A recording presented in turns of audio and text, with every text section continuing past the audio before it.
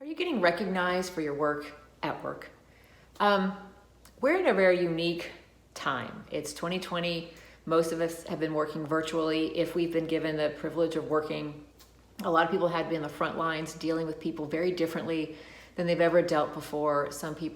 Most people are overwhelmed with the newness of this work environment.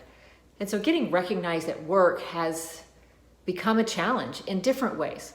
In 2017, before the pandemic, Inc.com published a short piece on 5 things you can do right now to get recognized at work. And it was so short and concise, it kind of came across as a little bit flippant. Not that that was their intention. So I chose to kind of translate that into more actionable things that may work for you now. So I'm an executive coach and an emerging leader coach, and I do a lot of tactical work with team engagement as well, because we all self-lead and lead others. And so this Inc.com article said, raise your hand, claim your work. Speak up, claim your work. Advocate for yourself, claim your work again. Know your value, okay, claim where your contributions mattered. And celebrate wins, meaning celebrate all wins, not just yours, but the people knowing that you're paying attention to them too. And there's more to unpack here now.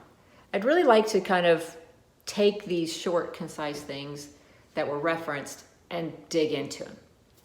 Raising your hand means offering what you know you do well into service on projects that elevate your visibility and opens you to more opportunities from the exposure of working with more people. But sometimes you don't know what you do well. You think you do, but you don't know how to explain that to others. That's where assessments like the Strength Finders are very valuable. It unpacks how you think, and it tells you the value you're bringing by the way you think to the table and what you need to be your best.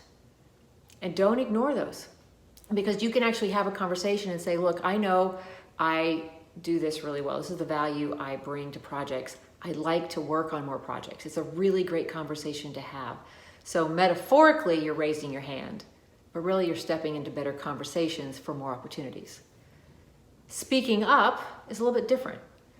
Know the difference your efforts have made to the metrics of the project. Meaning, if you did 20% of the work, you're responsible for 20% of the success. Know the numbers behind your contributions and be able to speak up to those in your reviews, when you're having a meeting with your boss, when you're vying for more opportunities. That's speaking up with information leaders can really dig their teeth into and appreciate. Advocate for yourself. Share stories that showcase your experience and how you've solved problems in the past when they were appropriate to help others. Just advocate where you were helpful. And to know your value, know what sets you apart. How are you different? How are you actively contributing in the diverse way you think and perform at work? And then definitely celebrate wins. None of these matter, though, if those listening don't care. So in a 2018 Forbes.com article, which I found extremely timely now, is know your audience. Are we gaining appreciation from the right audience? Those people who will cheer you on, support you at work, know your value. As a coach of executives and emerging leaders, this is where I have found clients sit back, scratch their head a little bit, and have to take a moment to deeply think about who is the right audience for their success. Is it their family? Is it their team or employees? Is it the board members? We all think it's the boss, the supervisor, or client right off the bat. We do. But who is the boss, supervisor, or client really listening to on their end? Because that's who really needs to be considered. If you're helping on this project, does this project make the client look good to their clients? Because if it does, then you by default look good. Understand your client's audience too. If you're a leader and you need to figure this out for yourself and your people fast, here are a few ideas that 2 other writers, Stewart and Nordstrom, share from leading companies. Spotlight the recipient of the employee's work. When you're trying to give your employee recognition, know who matters to them. and recognize them in front of those people. Provide tools for the audiences that you want to listen, that you want to impress, to show appreciation, meaning surveys that are easy for your employees' clients, for your customers, for your own employees' direct reports. Make surveys easy, have different ways of doing it, tablets, smiley faces, whatever it is to know and assess where they are and how they're appreciating anything that's provided for them. Be selfless in the fact that stop thinking that your recognition is all they need. Learn to share the appreciation from your employees' other audiences.